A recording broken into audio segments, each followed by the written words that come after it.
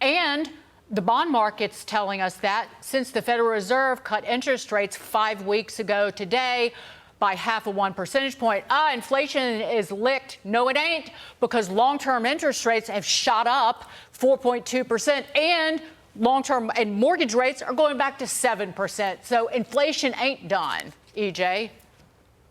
Dagan, that's absolutely right. Essentially, what we're seeing is all of these different market participants that you just mentioned realize that the Fed does not have the spine to actually get inflation down to the 2% target. Where we're headed, whether it's 2.5% or 3%, who knows? But it's very clear Powell and company do not have what it takes to get this problem under control. And for good reason. They need to finance these massive government deficits that you were both just talking about, and they're going to finance it, as they have done the last several years, through the hidden tax of inflation.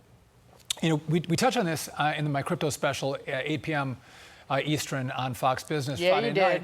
But again, people are concerned about the debt, and the music stops at one point, and that's why they're driving or driven towards crypto. But I want to move to this because Harris has a big warning about Trump's impact on Social Security. Watch this, EJ.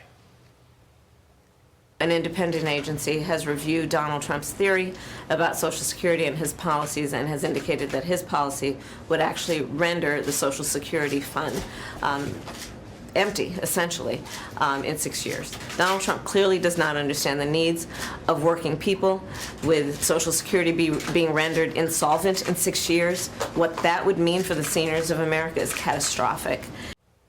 So, EJ, you put this on automatic pilot, and it's going bankrupt, right? That's just clear by anyone who looks at the numbers. You add more illegal immigrants into Social Security, it goes bankrupt even faster. And so the only solution is going to be that you have to bail it out with the general fund. The general income to the U.S. is going to have to bail out Social Security, and she's spending all of that like a drunken sailor. This is not going to work. Her plan is endangering Social Security. Sean, that's spot on. And what is Donald Trump's theory on Social Security? I don't even know what that means.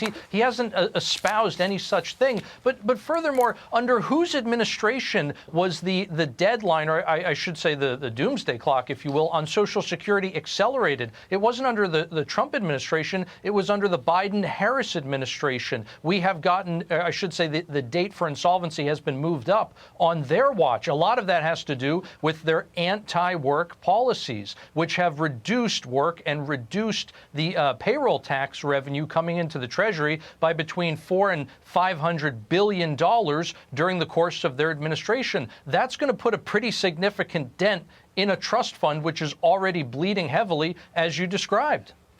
And just really quickly, EJ, the whole issue of tariffs at their core, and not to get into the weeds with the reciprocity issue, but a tariff would create an incentive for work and discourage consumption. Anything that creates an incentive for work in the United States and improves productivity is a joyous thing, to use that donkey word.